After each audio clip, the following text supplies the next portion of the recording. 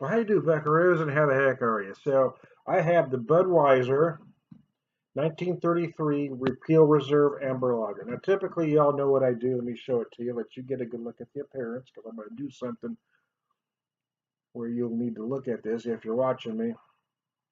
Typically, I'd have a big diatribe of what my thoughts about AB and Bev and Big Beer and a whole bunch of things, and then I'd launch into the stuff that I do.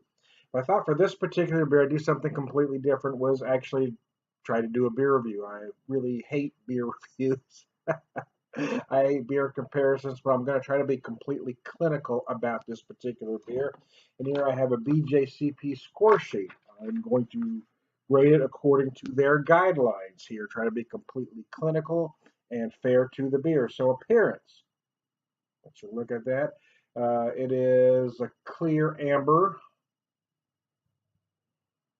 Of course, not time for aromas yet, so got ahead of myself.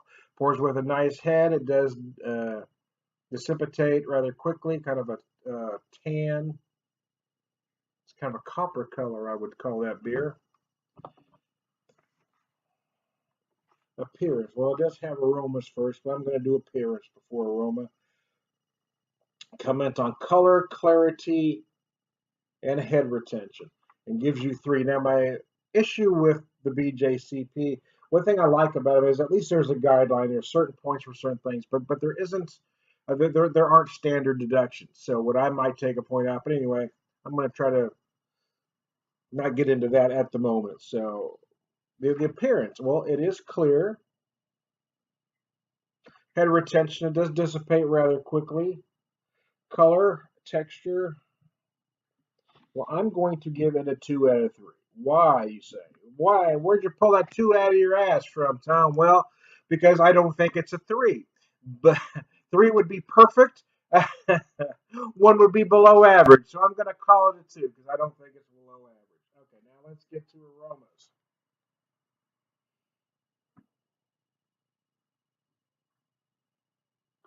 So there's aroma. Comment on malt, hops, uh, esters, and other aromatics.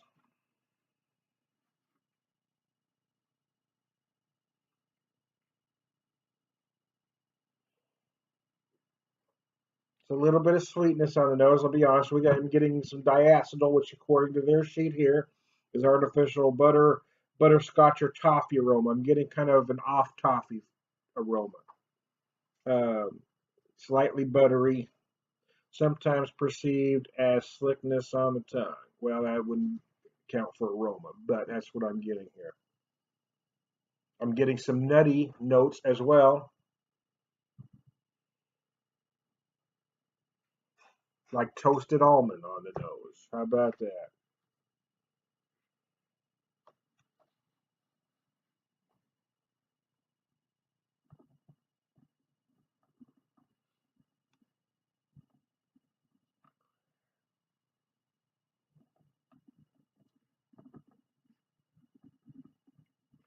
I was going to fill in my notes later, but I'll go ahead and do it now, so bear with me.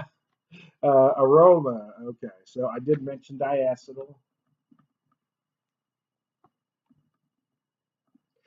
It's getting some off toffee,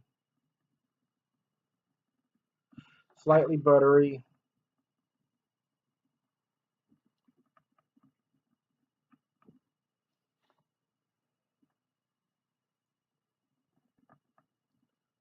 Nutty toasted almond like.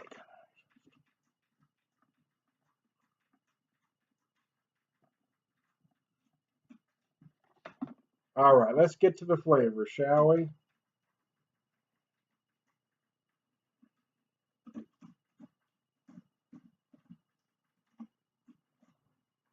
Do like the stubby bottles, by the way. It's not a place to grade that on here. Now, typically, if you're doing a beer judging, they're going to give you a small amount that's typically been sitting out for a while. I have a full glass here, but I'm not going to do the review, as it were, over the whole glass. But I just poured a whole glass because I'm going to talk a little bit afterwards,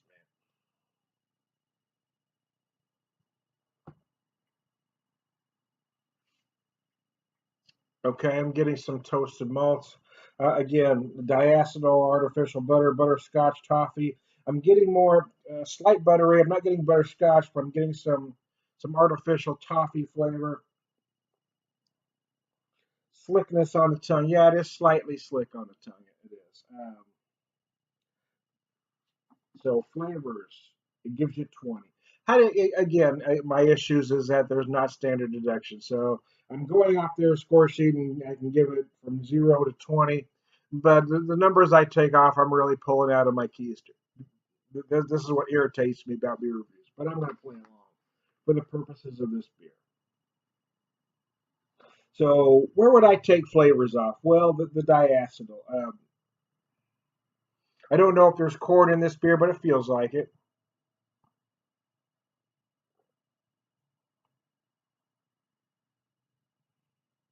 The finish starts out okay. I'm getting again some like toasted almond, right, but then it kind of gets a little sweet and slick. It gives you kind of that slick feeling, which is a little off-putting early on.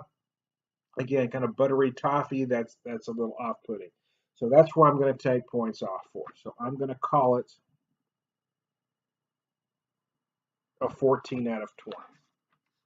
Mouthfeel. Wish I had better lighting here, but I do not. Mouthfeel. Comment on body, carbonation, warmth, creaminess, astringency, and other palate sensations.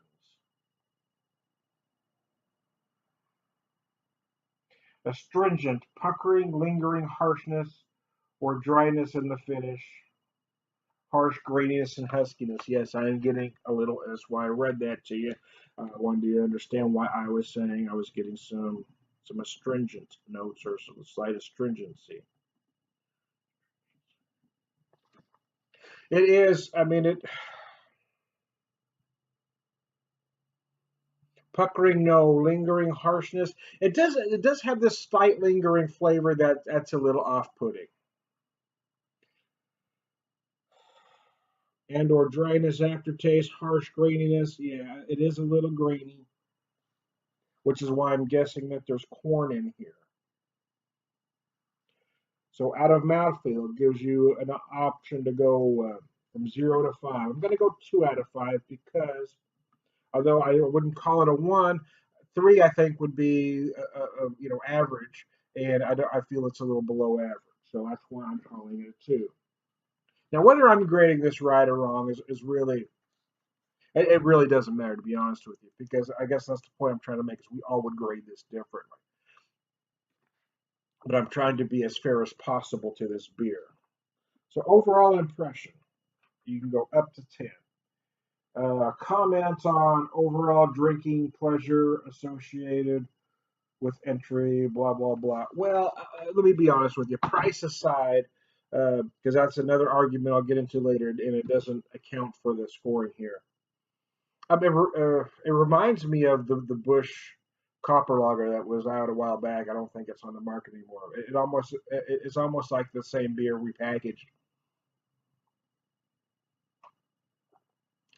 in a more sentimental package. Um, is this the worst beer I've ever had? No. Um, but they're trying to.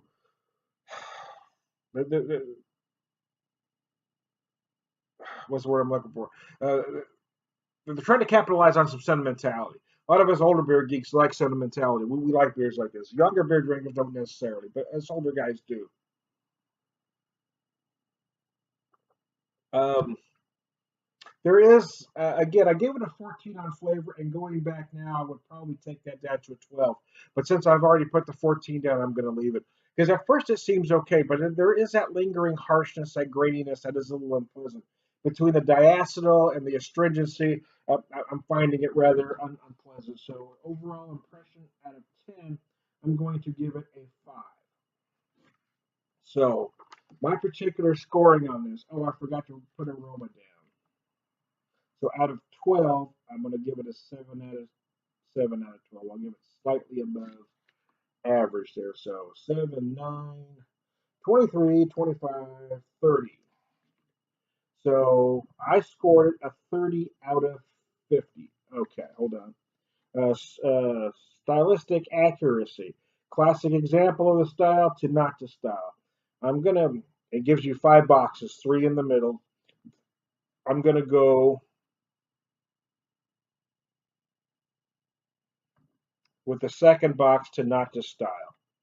Flawless, significant flaws or flawless. I'm gonna go again the second box to significant flaws.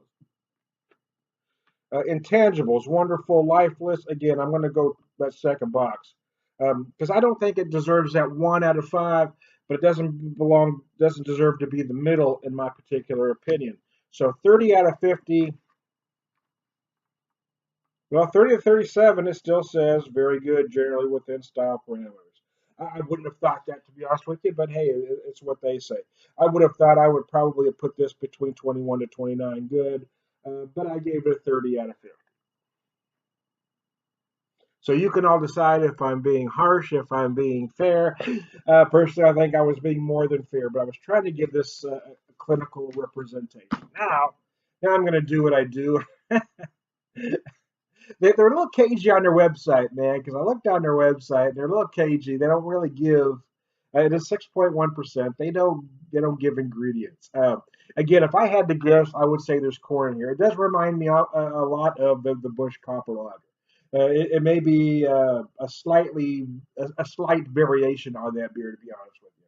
But they packaged it smarter, and they're charging more for it. Would I buy this again now? Say, I found this last weekend uh, at a store at Spring. I saw it at a couple Springfield, Missouri stores for $8.99 a 6-pack. I passed. I'm not going to pay $8.99 for it. But during my work week leading up to this weekend in Arkansas, I found it at a store for $7.99. So I decided to give it a shot for $7.99. The bottom line is, would I purchase this beer again? No, I personally will not. I don't think it's that good, even though my score ended up at a 30 and a 50. For me, again, I guess I'm a generous judge because to me, in my mind, I was giving it harsh, but I would probably lower that flavor now. I mean, that first initial sip is a 12, but it was a 14. Now, here's why I didn't change it uh, because if I was grading this at a competition, I would have. They only give you a small sample, so out of that sample, I probably would have stayed with that 14. But as I'm drinking more of this throughout the beer, I'm not finding it as pleasant. I'll probably give it a 12, possibly an 11, maybe even a 10 before I'm done. But because I know as a judge, you're only given a small sample, and that was my initial thought was the 14. I'm going to leave it at that. Now, my thoughts on Big Beer, by golly, I'm going to give them to you too, even though I'm running rather long on this particular video.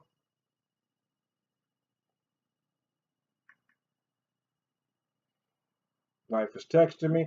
Anyways, so I guess the popular schools of thought that there's two that most people seem to be in, although I'm going to bring up a third. Uh, it's either boycott completely, I hate AB InBev, I'm never going to buy anything from them, that's it. That's a hard line. And then there's the other side. Well, if it's good, man. Why does it matter who makes it? Well, it does matter. I'm going to explain that to you too, which is why I fall into the minority that camp that sits in the middle. Now, obviously, I bought this beer, so I don't boycott AB InBev or any large uh, conglomerates completely, but I do have to hold my nose when I decide to buy these products. It does bother me because and it does matter. If it was well, if they made good beer, Tom, why does it matter? Because AB InBev has some questionable business practice. They're not necessarily illegal, but they are questionable. One, they buy up hop farms, making it harder for small breweries to get the quantities or the varieties of hops they want at a price they can afford. Uh, Now, if you don't believe me, talk to brewers. They will tell you what I just said. That and and although some will say, well, if the beer's good, why does it matter? You have to wonder why they're buying the breweries that they're buying. Uh, just they're not necessarily buying the best breweries. Now, I won't say they haven't bought some fine breweries, but that's not necessarily what they're looking for. When a company buys another company, it's not necessarily that they're looking for their best or the competition. They're looking for something they can market.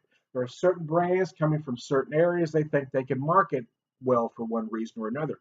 That and they think they could change to make it their own brand. And that's what you have to wonder. Will these brands change immediately? Most likely not. However, if you look at how business works, and I've got a friend I've had this argument with, well, business is business. That's just how business works. Bigger companies buy up smaller companies. How many cases can you tell me where a larger company has bought a smaller one and has left that company completely intact? Nobody fired, everybody left alone. They're left to do business as usual. And the answer to that question is none. Okay, there may be a couple examples, but for the most part, that's why they're buying the company. They're going to make changes. They're going to lose positions.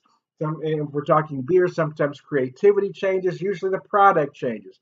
Does it happen immediately? Typically not, but it is going to happen. That's my argument for folks that say, well, business is business, and if it's good, why does it matter? Well, that's why it matters because economies are affected. Now you don't. Now you have less jobs in your local economy.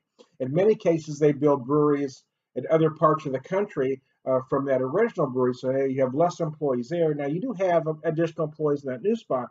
But here's what also changes: is the recipes tend to change, and here's why. AB InBev has proprietary malts and yeast. They tend to want to keep using those. So what they'll do is they'll have you reformulate your beer to be able to use those ingredients that they're able to buy cheaper at a large quantity. That's why it matters, man. For those of you who say, well, why does it matter? Well, that's why it matters. I mean, it isn't freaking brain surgery, man. You guys know it matters. And typically when people tell you that, when they say, well, if it's good, why does it matter? They know why it matters. What they're telling you is, well, I like it, so I'm going to buy it no matter what. That's what they're telling you. So will I buy this product again? To be honest with you, no. I'm going to get through these 6. But yeah, the more I drink it, the more unpleasant I find it. But because, again, I would have only had been able to drink about this much if I was doing if this was at a competition, I'm going to leave my original score sheet as is. Although I would probably make a few changes had I to do it over again.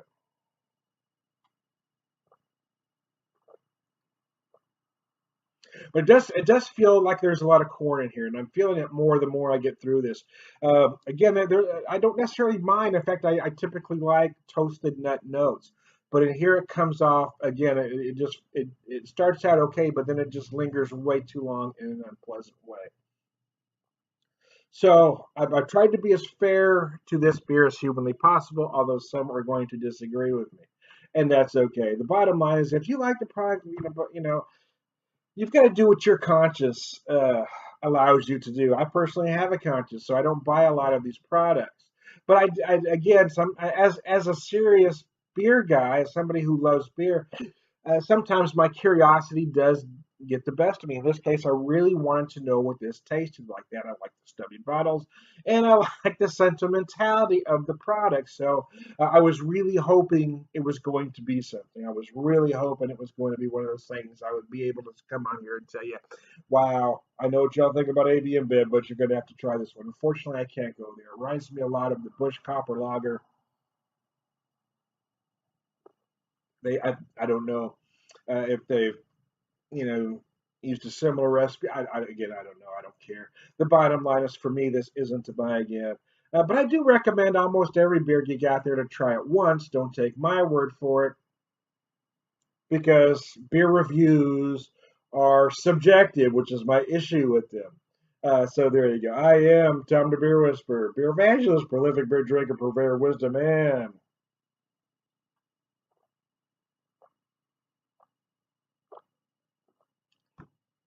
all around good guy.